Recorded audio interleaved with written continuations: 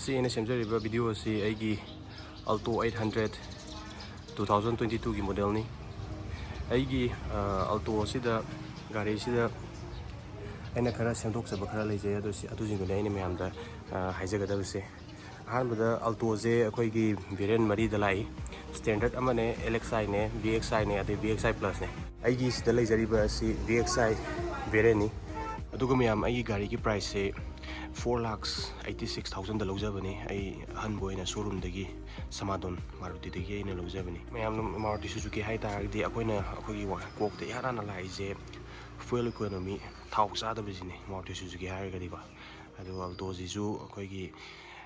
ꯕꯦꯁ entry level card ꯊꯥꯎ ꯆꯥꯗꯕꯗ ꯑꯃꯅꯤ ꯍꯥꯏꯇꯥꯔꯦ ꯑꯗꯨꯅ ꯃꯌꯥꯝꯅ ꯂꯣꯏꯅꯃꯛ ꯄꯥꯝꯅꯩꯀꯣ ꯁꯣꯁꯤꯅ ꯁꯨꯃꯥꯏꯅ ꯂꯥꯛꯏꯀꯣ ꯁꯤ ꯁꯦꯟꯇ꯭ꯔꯦꯜ ꯂꯣꯛꯀꯤꯡ ꯌꯥꯎꯏꯀꯣ ꯁꯤꯗꯩꯁꯤꯗ ꯑꯩꯈꯣꯏꯒꯤ ꯑꯟꯂꯣꯛ ꯑꯗꯒꯤ ꯂꯣꯛ ꯕꯇꯟ ꯌꯥꯎꯏ ꯑꯗꯨꯒ ꯁꯤꯗꯩꯁꯤꯗ ꯁꯤꯗꯤ ꯑꯩꯅ ꯀꯣꯚꯔꯁꯦ ꯑꯩꯅ ꯍꯥꯞꯆꯤꯟꯖꯕꯅꯤꯀꯣ ꯁꯤ ꯑꯦꯃꯥꯖꯣꯟꯗꯒꯤ ꯑꯩꯅ ꯆꯦꯟꯖꯕꯅꯤ ꯑꯗꯨꯒꯤ ꯁꯤꯒꯤ ꯀꯤ ꯆꯦꯟꯁꯤꯁꯨ ꯑꯦꯃꯥꯖꯣꯟꯗꯒꯤ ꯑꯅꯤꯃꯛ ꯄꯨꯂꯞ ꯆꯦꯟꯕꯅꯤ ꯑꯗꯨꯒ ꯑꯩꯅ ꯍꯥꯞꯆꯕꯅꯤꯀꯣ ꯁꯤꯁꯤ ꯀꯩꯒꯨꯝꯕ ꯇꯥꯔꯒꯁꯨ ꯑꯗꯨꯝ ꯄ꯭ꯔꯣꯇꯦꯛꯁꯟ ꯑꯣꯏꯔꯅꯤ ꯑꯗꯨꯅ ꯑꯩꯅ ꯆꯦꯟꯖꯕꯅꯤ ꯑꯗꯨ ꯁꯤꯒꯤ VXI ꯚꯦꯔꯤꯌꯟ ꯑꯣꯏꯕꯒꯤ ꯁꯤꯒꯤ ꯁꯦꯟꯇ꯭ꯔꯦꯜ ꯂꯣꯛꯀꯤꯡꯁꯤ ꯌꯥꯎꯕꯅꯤꯀꯣ ꯑꯗꯨꯒ ꯑꯩꯈꯣꯏꯒꯤ LXI ꯑꯗꯒꯤ ꯁ꯭ꯇꯦꯟꯗꯔꯠꯇꯗꯤ ꯑꯩꯈꯣꯏꯒꯤ ꯁꯦꯟꯇ꯭ꯔꯦꯜ ꯂꯣꯛꯀꯤꯡꯁꯦ ꯌꯥꯎꯗꯦ ꯑꯩꯈꯣꯏꯅ ꯇꯣꯉꯥꯟꯅ ꯂꯩꯔ ꯃꯇꯨꯡꯗ ꯑꯩꯈꯣꯏꯒꯤ ꯑꯦꯁꯦꯁꯔꯤꯁ ꯑꯣꯏꯅ ꯑꯗꯨꯃꯥꯏꯅ ꯍꯥꯞꯀꯗꯕꯅꯤ ꯑꯍꯥꯟꯕꯗ ꯑꯩꯅ ꯒꯥꯔꯤꯁꯤꯗ ꯆꯦꯟꯖ ꯇꯧꯖꯕꯁꯤ ꯍꯣꯔꯟ ꯍꯥꯟꯅ ꯆꯦꯟꯖ ꯇꯧꯖꯕꯅꯤ ꯑꯩ ꯍꯣꯔꯟꯒꯤ ꯃꯈꯣꯟꯗ ꯑꯩ ꯃꯌꯥꯝꯗ ꯇꯥꯍꯟꯖꯔꯛꯀꯦ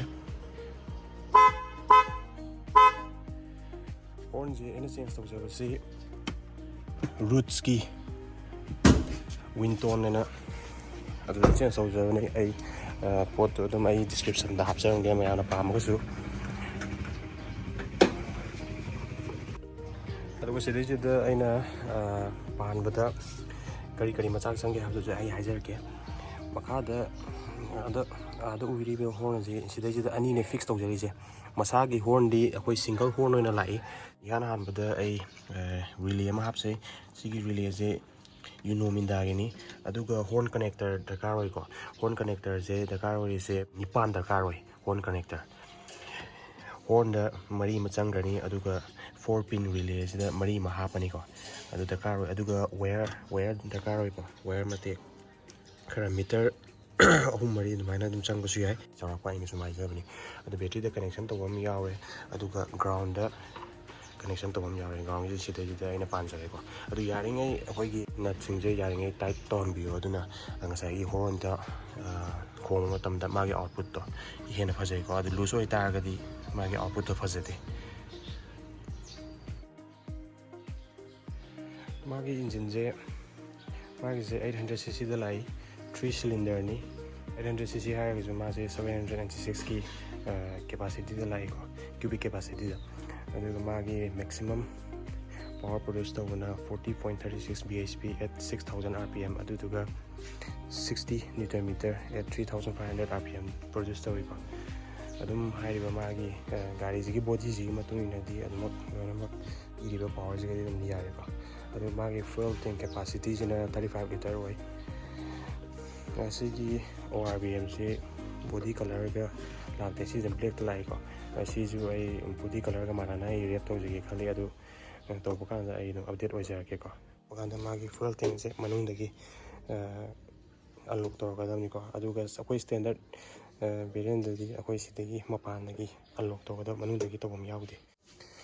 ꯃꯅꯨꯡꯒꯤ ꯄ꯭ꯔꯣꯐꯥꯏꯜꯁꯤꯅ ꯁꯨꯃꯥꯏꯅ ꯇꯧꯏ ꯁꯤꯗꯩꯁꯤꯗ ꯁꯨꯖꯨꯀꯤꯒꯤ ꯂꯣꯒꯣ ꯂꯩꯔꯦ Alto ꯂꯩꯔꯦ ꯃꯥꯒꯤ ꯚꯦꯔꯤꯌꯟ ꯃꯃꯤꯡꯗꯤ ꯏꯗ꯭ꯔꯦꯀꯣ ꯍꯥꯞꯇ꯭ꯔꯦ ꯁꯤꯗꯩꯁꯤꯗ ꯃꯅꯤꯡꯒꯤ ꯕꯨꯠꯁꯦ ꯑꯟꯂꯣꯛ ꯇꯧꯒꯦ ꯍꯥꯏꯇꯥꯔꯦ ꯁꯤꯗ ꯁꯣꯁꯦ ꯍꯥꯞꯄꯒ ꯁꯨꯃꯥꯏꯅ ꯂꯣꯛ ꯇꯧꯕꯤꯒꯗꯕꯅꯤ ꯑꯩꯈꯣꯏꯒꯤ ꯑꯇꯩ ꯑꯇꯣꯞꯄ ꯄ꯭ꯔꯤꯃꯤꯌꯝ ꯍꯦꯠ ꯁ꯭ꯄꯦꯛꯇ ꯌꯥꯎꯕ ꯑꯦꯂꯦꯛꯇ꯭ꯔꯣꯅꯤꯛꯁꯀꯤꯁꯤꯗ ꯃꯈꯥꯗ ꯕꯇꯟ ꯑꯃ ꯌꯥꯎꯕꯗꯣ ꯑꯗꯨꯃꯥꯏꯅ ꯌꯥꯎꯕꯗꯤ ꯁꯤꯗꯤ ꯌꯥꯎꯗ꯭ꯔꯦꯀꯣ ꯁꯤꯗꯤ ꯑꯦꯟꯇ꯭ꯔꯤ ꯂꯦꯚꯦꯜꯅꯤꯀꯣ ꯃꯊꯪꯗ ꯑꯩꯅ ꯆꯦꯟꯖ ꯇꯧꯖꯕꯁꯦ ꯁꯤꯒꯤ IRVMꯁꯦ ꯁꯤꯁꯦ ꯑꯩꯅ ꯆꯦꯟꯖ ꯇꯧꯖꯕꯅꯤ IRVM ꯆꯦꯟꯖ ꯇꯧꯕꯒꯤ ꯃꯔꯝꯁꯦ ꯀꯩꯅꯣ ꯍꯥꯏꯀꯥꯟꯗ ꯁꯤꯒꯤꯁꯤꯅ ꯌꯥꯝꯅ ꯃꯇꯦꯡ ꯑꯣꯏꯀꯣ ꯍꯥꯏꯗꯤ ꯑꯌꯨꯛ ꯅꯨꯡꯊꯤꯜꯗ ꯊꯧꯕꯗꯗꯤ ꯀꯩꯁꯨ ꯑꯀꯥꯏꯕ ꯂꯩꯇꯦ ꯑꯗꯨꯒ ꯅꯨꯡꯗꯥꯡꯗ ꯊꯧꯕ ꯀꯥꯟꯗꯗꯤ ꯁꯤꯁꯦ ꯁꯨꯃꯥꯏꯅ ꯐ꯭ꯂꯤꯞ ꯇꯧꯔꯀꯥꯟꯗ ꯑꯩꯈꯣꯏꯒꯤ ꯃꯅꯤꯡꯗꯒꯤ ꯒꯥꯔꯤ ꯍꯥꯏ ꯕꯤꯝꯒꯨꯝꯕ ꯊꯥꯜꯂꯛꯄ ꯑꯗꯨ ꯅꯠꯇ꯭ꯔꯒꯁꯨ ꯂꯥꯏꯠ ꯑꯗꯨꯝ ꯊꯥꯡꯕ ꯃꯇꯝꯗ ꯑꯩꯈꯣꯏꯁꯦ ꯒꯥꯔꯤ ꯊꯧꯔꯤꯉꯩꯗ ꯃꯤꯠ ꯊꯛꯄ ꯑꯗꯨꯝ ꯌꯥꯎꯋꯤꯗꯅꯀꯣ ꯑꯗꯨꯁꯤꯡꯗꯣ ꯁꯤꯒꯤ ꯗꯦ ꯅꯥꯏꯠ IRVMꯁꯤꯅ ꯁꯤꯗꯩꯁꯤꯅ ꯑꯗꯨꯛꯀꯤ ꯃꯇꯤꯛ ꯍꯦꯜꯞꯐꯨꯜ ꯑꯣꯏ ꯃꯥꯒꯤ ꯍꯥꯟꯅꯒꯤ ꯍꯥꯞꯄꯛꯄꯗꯣ ꯑꯩ ꯀꯩꯅꯣꯗ ꯁꯤꯗ ꯂꯩꯀꯣ ꯑꯩ ꯎꯠꯆꯔꯛꯀꯦ ꯁꯤꯁꯤꯅꯤ ꯃꯥꯒꯤ ꯍꯥꯟꯅꯒꯤꯁꯦ ꯁꯤꯁꯦ ꯑꯩꯅ ꯆꯦꯟꯖ ꯇꯧꯖꯕꯅꯤ IRVM ꯆꯦꯟꯖ ꯇꯧꯕꯒꯤ ꯃꯔꯝꯁꯦ ꯀꯩꯅꯣ ꯍꯥꯏꯀꯥꯟꯗ ꯁꯤꯒꯤ ꯖꯤꯅ ꯌꯥꯝꯅ ꯃꯇꯦꯡ ꯑꯣꯏꯀꯣ ꯍꯥꯏꯗꯤ ꯍꯥꯟꯅꯒꯤꯁꯤ ꯃꯥꯒꯤ ꯁ꯭ꯇꯣꯛꯁꯦ ꯑꯗꯨꯝ ꯈꯔ ꯄꯥꯏꯀꯣ ꯑꯗꯨꯒ ꯍꯧꯖꯤꯛ ꯍꯥꯞꯄꯤꯕ ꯄꯣꯠꯁꯤꯗꯤ ꯑꯗꯨꯝ ꯁꯤ ꯈꯔ ꯊꯥꯏ ꯁꯤꯁꯦ ꯑꯩꯅ ꯁꯤꯒꯤ ꯄꯥꯔꯠꯁꯦ ꯑꯩꯅ ꯆꯦꯟꯖꯕꯁꯦ ꯕꯨꯠꯃꯣ ꯍꯥꯏꯔꯤꯕ ꯑꯦꯄ꯭ꯂꯤꯀꯦꯁꯟꯗꯒꯤ ꯆꯦꯟꯖꯕꯅꯤꯀꯣ ꯁꯤꯗꯩꯁꯤꯗ ꯑꯩ ꯎꯠꯆꯔꯛꯀꯦ ꯕꯨꯠꯃꯣ ꯑꯦꯄ꯭ꯂꯤꯀꯦꯁꯟ ꯁꯤꯗꯩꯁꯤꯗ ꯑꯩꯈꯣꯏꯒꯤ ꯃꯥꯔꯨꯇꯤ ꯁꯨꯖꯨꯀꯤꯒꯤꯕꯨ ꯑꯣꯏꯔꯣ ꯍꯨꯟꯗꯥꯏꯒꯤꯕꯨ ꯑꯣꯏꯔꯣ ꯃꯍꯤꯟꯗ꯭ꯔꯒꯤ ꯑꯣꯏꯔꯣ ꯇꯥꯇꯥꯒꯤ ꯑꯣꯏꯔꯣ ꯑꯦꯅꯤ ꯑꯌꯥꯝꯕ ꯂꯣꯏꯅꯃꯛ ꯁꯤꯗꯩꯁꯤꯗ ꯂꯣꯏ ꯌꯥꯎꯔꯦꯀꯣ ꯑꯗꯨ ꯃꯥꯒꯤ ꯄ꯭ꯔꯥꯏꯁꯁꯤꯅ 660 ꯁꯤꯗꯩꯁꯤꯗ ꯑꯩꯈꯣꯏ ꯂꯨꯄꯥ 25 ꯅꯠꯇ꯭ꯔꯒ ꯂꯨꯄꯥ 50 50 ꯔꯨꯄꯤꯁ ꯁꯨꯃꯥꯏꯅ ꯗꯦꯂꯤꯚꯔꯤ ꯆꯥꯔꯖ ꯂꯥꯛꯀꯅꯤ ꯑꯗꯣ ꯁꯤ ꯃꯣꯏꯒꯤ ꯑꯌꯥꯝꯕꯅ ꯑꯌꯥꯝꯕ ꯁꯤꯗꯒꯤ ꯑꯣꯔꯗꯔ ꯇꯧꯕ ꯃꯇꯝꯗ ꯃꯣꯏꯒꯤ ꯀꯣꯔꯤꯌꯔ ꯄꯥꯔꯠꯅꯔ ꯑꯁꯤ ꯑꯩꯈꯣꯏꯒꯤ ꯗꯦꯂꯤꯚꯔꯤ ꯍꯥꯏꯕ ꯀꯣꯔꯤꯌꯔ ꯁꯥꯔꯚꯤꯁ ꯑꯃ ꯂꯩꯕꯅꯤ ꯑꯗꯨꯗ ꯑꯌꯥꯝꯕ ꯂꯣꯏꯅꯃꯛ ꯄꯣꯠꯁꯦ ꯊꯥꯔꯛꯑꯦ ꯑꯩꯈꯣꯏ ꯁꯤꯒꯤ ꯁꯤꯗꯩꯁꯤꯗ ꯂꯩꯔꯤꯕꯁꯤꯅ ꯃꯥꯒꯤ ꯗꯦꯁꯕꯣꯔꯗꯅꯤꯀꯣ ꯁꯤꯗꯩꯁꯤꯗ ꯃꯥꯒꯤ ꯒꯤꯌꯔ ꯂꯩꯔꯦ ꯒꯤꯌꯔꯁꯦ 5 ꯁ꯭ꯄꯤꯠ ꯃꯦꯅꯨꯋꯦꯜ ꯇ꯭ꯔꯥꯟꯁꯃꯤꯁꯟꯅꯤ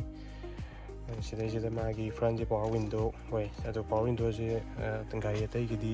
ꯊꯣꯡꯗ ꯁꯣꯝꯒꯤ ꯊꯣꯡꯒꯤ ꯁꯥꯏꯗꯇ ꯌꯥꯎꯕꯗꯣ ꯁꯤꯗꯗꯤ ꯌꯥꯎꯗ꯭ꯔꯦ ꯁꯤꯁꯦ ꯄꯨꯔꯥ ꯍꯥꯡꯍꯜꯂꯦꯀꯣ ꯍꯥꯡꯉ ꯃꯇꯨꯡꯗ ꯃꯥꯒꯤ ꯍꯥꯞꯄꯤꯁꯦ ꯃꯌꯥꯏꯗ ꯑꯣꯏꯅ ꯍꯥꯞꯄꯦ ꯍꯥꯏꯇꯥꯔꯦ ꯃꯌꯥꯏ ꯁꯤꯗꯩꯁꯤꯗ ꯑꯣꯏꯅ ꯍꯥꯞꯄꯦꯕ ꯁꯤꯁꯤꯅ ꯔꯥꯏꯠꯀꯤꯅꯤ ꯁꯤꯁꯤꯅ ꯂꯦꯐꯀꯤꯅꯤꯀꯣ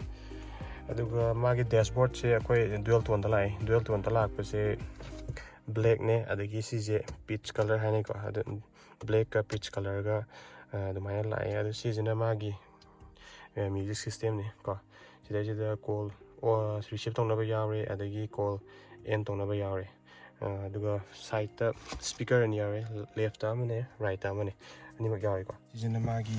ꯏꯟꯁꯇ꯭ꯔꯨꯃꯦꯟ ꯀ꯭ꯂꯁꯇꯔꯅꯤ ꯑꯝꯇꯪ ꯇꯧꯖꯔꯛꯀꯦ ꯁꯤꯗꯩꯁꯤꯗ ABS ꯑꯗꯒꯤ EBD ꯑꯗꯩ ꯁꯤ ꯂꯣꯏ ꯌꯥꯎꯔꯦꯀꯣ ꯑꯗꯒꯤ ꯁꯤꯁꯤꯅ ꯃꯥꯒꯤ ꯄꯋꯥꯔ ꯁ꯭ꯇꯤꯌꯔꯤꯡ ꯑꯣꯏ ꯁꯤꯗꯩꯁꯤꯗ ꯕ꯭ꯂꯨꯇꯨꯠ ꯀꯅꯦꯛꯁꯟꯁꯨ ꯌꯥꯔꯦ ꯁꯤꯗꯩꯁꯤꯗ USB ꯄꯣꯔꯠ ꯌꯥꯎꯔꯦ AUX ꯌꯥꯎꯔꯦꯀꯣ ꯑꯗꯨꯒ ꯑꯩꯒꯤ ꯒꯥꯔꯤꯁꯤꯅ VXIꯒꯤ ꯚꯦꯔꯤꯌꯟꯅꯤ ꯁꯤꯒꯤ ꯃꯊꯛꯇ VXI ꯄ꯭ꯂꯁ ꯍꯥꯏꯅ ꯑꯃ ꯂꯥꯛꯄꯗꯣ ꯑꯗꯨꯗꯗꯤ ꯑꯩꯈꯣꯏꯒꯤ ꯁꯨꯖꯨꯀꯤꯒꯤ ꯇꯆ ꯁ꯭ꯀ꯭ꯔꯤꯟ ꯏꯟꯐꯣꯇꯦꯟꯃꯦꯟ ꯁꯤꯁꯇꯦꯝꯗꯣ ꯑꯗꯨꯗꯣ ꯑꯣꯏꯅ ꯍꯥꯞꯄꯛꯑꯦꯀꯣ ꯑꯗꯨꯗ ꯑꯗꯨꯒꯤ ꯅꯨꯡꯉꯥꯏꯕꯁꯤꯅ ꯑꯩꯈꯣꯏꯒꯤ ꯂꯩꯔꯕ ꯃꯇꯨꯡꯗ ꯃꯅꯤꯡꯗ ꯑꯩꯈꯣꯏꯒꯤ ꯀꯦꯃꯦꯔꯥ ꯍꯥꯞꯅꯤꯡꯕꯒꯨꯝꯕ ꯂꯩꯔꯒꯁꯨ ꯇꯣꯉꯥꯟꯅ ꯑꯩꯈꯣꯏꯒꯤ ꯑꯦꯟꯗ꯭ꯔꯣꯏꯗ ꯁꯤꯁꯇꯦꯝ ꯍꯥꯞꯇꯕꯤꯗ ꯑꯗꯨꯗꯩꯗꯨꯗ ꯑꯗꯨꯝ ꯀꯅꯦꯛ ꯇꯧꯕ ꯌꯥꯔꯦꯀꯣ ꯑꯗꯨ ꯁꯤꯗꯗꯤ ꯑꯩꯈꯣꯏꯅ ꯃꯅꯤꯡꯗ ꯀꯦꯃꯦꯔꯥ ꯍꯥꯞꯅꯤꯡꯕ ꯂꯩꯔꯒꯗꯤ ꯑꯩꯈꯣꯏꯅ ꯑꯃꯨꯛ ꯑꯦꯟꯗ꯭ꯔꯣꯏꯗ ꯁꯤꯁꯇꯦꯝ ꯅꯠꯇ꯭ꯔꯒ ꯇꯣꯉꯥꯟꯅ ꯀꯦꯃꯦꯔꯥꯒꯤ ꯁ꯭ꯀ꯭ꯔꯤꯟ ꯑꯃ ꯁ꯭ꯋꯥꯏꯗ ꯊꯝꯃꯒ ꯑꯗꯨꯃꯥꯏꯅ ꯍꯥꯞꯅꯕꯁꯨ ꯑꯗꯨꯝ ꯌꯥꯎꯋꯦꯀꯣ ꯑꯗꯨꯕꯨ ꯑꯩꯅ ꯁꯤꯒꯤ VXI ꯚꯦꯔꯤꯌꯟꯒꯤ ꯈ꯭ꯋꯥꯏꯗꯒꯤ ꯅꯨꯡꯉꯥꯏꯕꯗꯤ ꯑꯩꯈꯣꯏꯅ ꯑꯊꯨ ꯑꯀꯥꯏ ꯇꯧꯕ ꯃꯇꯝꯗ ꯁꯤꯒꯤ ꯅꯣꯞ ꯌꯥꯎꯕꯁꯦ ꯅꯣꯞ ꯌꯥꯎꯕꯁꯤꯅ ꯑꯩꯈꯣꯏꯒꯤ ꯚꯣꯂꯨꯝꯁꯦ ꯂꯩꯈꯠ ꯂꯩꯊꯔꯁꯦ ꯁꯨꯃꯥꯏꯅ ꯌꯥꯝꯅ ꯑꯊꯨꯕꯗ ꯑꯩꯈꯣꯏ ꯑꯊꯨ ꯑꯀꯥꯏ ꯍꯧꯔꯒꯁꯨ ꯖꯔ ꯁꯨꯃꯥꯏꯅ ꯂꯩꯊꯕ ꯌꯥꯕ ꯍꯥꯏꯇꯥꯔꯦ ꯑꯁꯤꯁꯤꯒꯤ ꯌꯥꯝ ꯅꯨꯡꯉꯥꯏꯕ ꯑꯃ ꯑꯣꯏꯀꯣ ꯁꯤꯗ ꯚꯣꯂꯨꯝꯅꯤꯀꯣ ꯁꯨꯃꯥꯏꯅ ꯂꯩꯈꯠꯄ ꯑꯗꯒꯤ ꯂꯩꯊꯕ ꯁꯨꯃꯥꯏꯅ ꯇꯧꯕ ꯑꯊꯨꯕꯗ ꯇꯧꯕ ꯌꯥꯕꯁꯦ ꯉꯁꯥꯏꯒꯤ ꯇꯆ ꯁ꯭ꯀ꯭ꯔꯤꯟꯗꯨꯗꯤ ꯌꯥꯕꯨꯗꯤ ꯌꯥꯏ ꯑꯗꯨ ꯑꯣꯏꯇꯥꯔꯒꯗꯤ ꯁꯨꯃꯥꯏꯅ ꯅꯝꯕ ꯑꯃ ꯗꯔꯀꯥꯔ ꯑꯣꯏꯌꯦꯕꯀꯣ ꯁꯨꯃꯥꯏꯅ ꯅꯝꯃꯒ ꯁꯤꯁꯤꯅꯗꯤ ꯑꯊꯨ ꯑꯀꯥꯏꯁꯦ ꯁꯤꯅꯗꯤ ꯅꯨꯡꯉꯥꯏ ꯍꯥꯏꯇꯥꯔꯦ ꯁꯤꯅꯤꯀꯣ ꯁꯤꯗ VXI ꯚꯦꯔꯤꯌꯟꯗꯗꯤ ꯑꯗꯨꯝ ACꯁꯤ ꯌꯥꯎꯔꯦꯀꯣ AC ꯄ꯭ꯂꯁ ꯍꯤꯇꯔ ꯑꯗꯨꯝ ꯌꯥꯔꯦ ꯏꯟꯖꯤꯟꯁꯤ ꯄꯤꯛꯄꯅꯤꯅ ꯑꯩꯈꯣꯏꯁꯦ AC ꯊꯥꯕ ꯃꯇꯝꯗ ꯒꯥꯔꯤꯒꯤ ꯆꯤꯡꯕꯒꯤ ꯆꯥꯡ ꯍꯥꯏꯗꯤ ꯃꯥꯒꯤ ꯄꯋꯥꯔꯁꯤ ꯈꯔꯗꯤ ꯑꯗꯨꯝ ꯋꯥꯠꯂꯤ ꯑꯗꯨꯅ ꯑꯩꯈꯣꯏꯅ ꯀꯔꯤꯒꯨꯝꯕ ꯑꯣꯚꯔꯇꯦꯛ ꯕꯒꯜ ꯂꯧꯒꯦ ꯍꯥꯏ ꯇꯥꯔꯒꯗꯤ ꯑꯩꯈꯣꯏꯅ ACꯁꯦ ꯃꯨꯊꯠꯂꯒ ꯕꯒꯜ ꯂꯧꯕꯅ ꯑꯩꯈꯣꯏꯗ ꯍꯦꯟꯅ ꯈꯨꯗꯣꯡ ꯆꯥꯏꯀꯣ ꯑꯗꯨ ꯅꯠꯇ ꯇꯥꯔꯒꯗꯤ ꯌꯥꯕꯨꯗꯤ ꯌꯥꯏ ꯑꯗꯨ ꯑꯣꯏꯇꯥꯔꯒꯁꯨ ꯄꯋꯥꯔꯁꯤ ꯈꯔ ꯋꯥꯠꯂꯦꯕꯀꯣ ꯑꯗꯨꯗꯨꯅ ꯈꯔ ꯏꯟꯖꯤꯟꯁꯦ ꯄꯤꯛꯄꯅꯤꯅ ꯈꯔ ꯅꯨꯡꯉꯥꯏꯇꯦ ꯑꯗꯨꯒ ꯑꯩ ꯃꯅꯤꯡꯗꯒꯤ ꯚ꯭ꯌꯨꯁꯦ ꯀꯃꯥꯏꯅ ꯂꯩꯒꯦ ꯍꯥꯏꯕꯗꯣ ꯑꯩ ꯑꯝꯇꯪ ꯎꯠꯆꯔꯛꯀꯦꯀꯣ ꯁꯤꯁꯤꯅ ꯃꯅꯤꯡꯗꯒꯤ ꯗꯦꯁꯕꯣꯔꯗꯁꯤꯒꯤ ꯚ꯭ꯌꯨꯅꯤꯀꯣ ꯑꯗꯨꯝ ꯌꯦꯡꯕꯤꯌꯨ ꯑꯗꯨꯒ ꯑꯍꯨꯝꯁꯨꯕꯗ ꯑꯩꯅ ꯆꯦꯟꯖ ꯇꯧꯖꯕꯁꯦ ꯒꯥꯔꯤꯒꯤ ꯇꯌꯥꯔꯁꯦ ꯑꯩ ꯆꯦꯟꯖ ꯇꯧꯖꯕꯅꯦ ꯑꯩ ꯍꯥꯟꯅ ꯃꯣꯏꯒꯤ ꯃꯁꯥꯒꯤ ꯁ꯭ꯇꯣꯛ ꯇꯌꯥꯔ ꯂꯥꯛꯄꯗ 12 ꯏꯟꯆꯀꯤ ꯂꯥꯛꯏꯀꯣ 12 ꯏꯟꯆꯀꯤ ꯂꯥꯛꯄꯁꯦ ꯑꯩꯅ 13 ꯏꯟꯆꯀꯤ ꯑꯦꯂꯣꯏꯗ ꯑꯩ ꯆꯦꯟꯖ ꯇꯧꯖꯕꯅꯤ ꯍꯥꯟꯅ ꯃꯥꯒꯤ ꯇꯌꯥꯔ ꯄ꯭ꯔꯣꯐꯥꯏꯜꯁꯦ 145/80 R12ꯇ ꯂꯥꯛꯏ ꯑꯗꯨꯕꯨ ꯑꯩꯅ ꯉꯁꯥꯏꯒꯤ 13 ꯏꯟꯆꯇ 155/65 R13ꯗ ꯑꯩꯅ ꯑꯞꯒ꯭ꯔꯦꯗ ꯇꯧꯖꯕꯅꯤ ꯀꯩꯒꯤꯅꯣ ꯍꯥꯏꯔꯀꯥꯟꯗ ꯃꯥꯒꯤ ꯂꯥꯛꯄ 12 ꯏꯟꯆꯇꯨꯗꯤ ꯑꯗꯨꯛꯀꯤ ꯃꯇꯤꯛ ꯄꯤꯛꯄ ꯃꯔꯝ ꯑꯣꯏꯕꯅ ꯉꯁꯥꯏꯒꯤ ꯒꯥꯔꯤ ꯊꯧꯕ ꯃꯇꯝꯗ ꯑꯩꯈꯣꯏꯒꯤ ꯍꯥꯏ ꯁ꯭ꯄꯤꯠ ꯁ꯭ꯇꯦꯕꯤꯂꯤꯇꯤ ꯂꯩꯇꯦ ꯑꯗꯨ ꯁꯤꯁꯦ ꯈꯤꯇꯪ ꯑꯞꯒ꯭ꯔꯦꯗ ꯇꯧꯕꯗꯒꯤ ꯑꯗꯨꯝ ꯊꯧꯕ ꯈꯣꯠꯄ ꯑꯗꯨꯝ ꯂꯣꯏꯅꯃꯛ ꯅꯨꯡꯉꯥꯏꯔꯦꯀꯣ ꯑꯗꯨ ꯁꯥꯏꯠꯀꯤ ꯃꯥꯒꯤ ꯑꯦꯂꯣꯏꯁꯦ ꯍꯥꯞꯄ ꯃꯇꯨꯡꯗ ꯁꯥꯏꯠꯇ ꯑꯩꯈꯣꯏꯒꯤ ꯍꯦꯟꯗꯣꯛꯄ ꯈꯣꯠꯄꯁꯦ ꯌꯥꯝ ꯀꯟꯅ ꯍꯦꯟꯗꯣꯛꯄꯗꯤ ꯑꯣꯏꯗꯦꯀꯣ ꯑꯗꯨꯝ ꯈꯔꯕꯨꯗꯤ ꯍꯦꯟꯗꯣꯛꯏ ꯑꯗꯨ ꯑꯣꯏꯇꯥꯔꯒꯁꯨ ꯁꯤꯅ ꯃꯃꯥꯡꯒꯤꯅꯤ ꯑꯩ ꯃꯅꯤꯡꯒꯤꯁꯨ ꯑꯃꯨꯛ ꯎꯠꯆꯔꯛꯀꯦ ꯃꯅꯤꯡꯒꯤꯁꯤꯗꯤ ꯀꯩꯁꯨ ꯍꯦꯟꯗꯣꯛꯄꯗꯤ ꯑꯣꯏꯗꯦꯀꯣ ꯁꯤꯅ ꯃꯅꯤꯡꯒꯤ ꯚ꯭ꯌꯨꯅꯤ ꯃꯥꯒꯤꯁꯦ ꯑꯗꯨꯒ ꯃꯥꯒꯤ ꯃꯃꯥꯡꯗ ꯌꯥꯎꯔꯤꯕꯁꯤ ꯁꯤꯗꯩꯁꯤꯗ ꯋꯥꯁꯔ sida ꯌꯥꯎꯔꯦꯀꯣ ꯋꯥꯁꯔ ꯌꯥꯎꯔꯦ ꯑꯗꯒꯤ ꯃꯥꯒꯤ ꯋꯥꯏꯄꯔꯁꯦ ꯑꯅꯤ ꯌꯥꯎꯋꯦ ꯑꯗꯨꯒ ꯑꯩꯅ ꯈ꯭ꯋꯥꯏꯗꯒꯤ ꯄꯥꯝꯖꯕꯁꯦ ꯋꯥꯏꯄꯔ ꯑꯅꯤ ꯌꯥꯎꯕꯁꯦ ꯁꯤꯃꯗꯤ ꯈ꯭ꯋꯥꯏ ꯄꯥꯝꯖꯔꯦꯀꯣ ꯀꯩꯒꯤꯅꯣ ꯍꯥꯏꯀꯥꯟꯗ ꯑꯩꯈꯣꯏꯒꯤ ꯔꯦꯅꯣꯜꯒꯤ ꯃꯥꯒꯤ ꯀꯝꯄꯤꯇꯤꯇꯔ ꯔꯦꯅꯣꯜꯒꯤ ꯀ꯭ꯋꯤꯠ ꯑꯗꯒꯤ ꯗꯦꯁꯟꯒꯤ ꯔꯦꯗꯤꯒꯣꯗ ꯃꯣꯏꯗꯗꯤ ꯋꯥꯏꯄꯔꯁꯦ ꯑꯃꯇꯪ ꯂꯥꯛꯏ ꯑꯗꯨꯕꯨ ꯃꯥꯔꯨꯇꯤ ꯁꯨꯖꯨꯀꯤꯁꯤꯅ ꯑꯩꯈꯣꯏꯒꯤ ꯀꯣꯁ ꯀꯠꯇꯤꯡꯁꯦ ꯇꯧꯋꯦ ꯍꯥꯏꯇꯥꯔꯒꯁꯨ ꯋꯥꯏꯄꯔꯗꯗꯤ ꯇꯧꯔꯝꯗ꯭ꯔꯦꯀꯣ ꯑꯗꯨꯅ ꯁꯤꯅ ꯑꯅꯤꯗꯤ ꯍꯥꯞꯄꯦ ꯍꯥꯏꯇꯥꯔꯦ ꯁꯤꯁꯤꯅ ꯑꯗꯨꯛꯀꯤ ꯃꯇꯤꯛ ꯀꯥꯟꯅꯩ ꯁꯤꯜꯂꯤꯕ ꯍꯣꯔꯟ ꯑꯗꯒꯤ ꯃꯅꯨꯡꯗ ꯁꯤꯜꯂꯤꯕ IRVM ꯑꯗꯨꯒ ꯁꯤꯜꯂꯤꯕ ꯑꯦꯂꯣꯏꯁꯤꯡꯁꯦ ꯃꯌꯥꯝꯅ ꯄꯥꯝꯕꯤꯔꯒ ꯀꯃꯦꯟ ꯁꯦꯛꯁꯟꯗ ꯑꯗꯨꯝ ꯍꯥꯏꯕꯤꯔꯁꯨ ꯌꯥꯏꯀꯣ ꯑꯩ ꯃꯌꯥꯝꯗ ꯂꯤꯡꯛꯁꯨ ꯑꯩ ꯗꯤꯁꯀ꯭ꯔꯤꯞꯁꯟꯗ ꯑꯗꯨꯝ ꯑꯩ ꯍꯥꯞꯆꯔꯝꯒꯦ ꯃꯌꯥꯝ ꯚꯤꯗꯤꯑꯣꯁꯦ ꯁ꯭ꯋꯥꯏꯗ ꯂꯣꯏꯁꯤꯟꯖꯔꯒꯦ ꯃꯌꯥꯝꯅ ꯚꯤꯗꯤꯑꯣꯁꯦ ꯄꯥꯝꯕꯤꯔꯒꯗꯤ ꯂꯥꯏꯛ ꯃꯆꯥ ꯑꯃ ꯅꯝꯕꯤꯔꯝꯃꯣ ꯃꯊꯪꯒꯤ ꯚꯤꯗꯤꯑꯣꯗ ꯑꯃꯨꯛ ꯊꯦꯡꯅꯔꯁꯤ ꯇꯦꯛ ꯀꯦꯌꯔ ꯒꯥꯏꯁ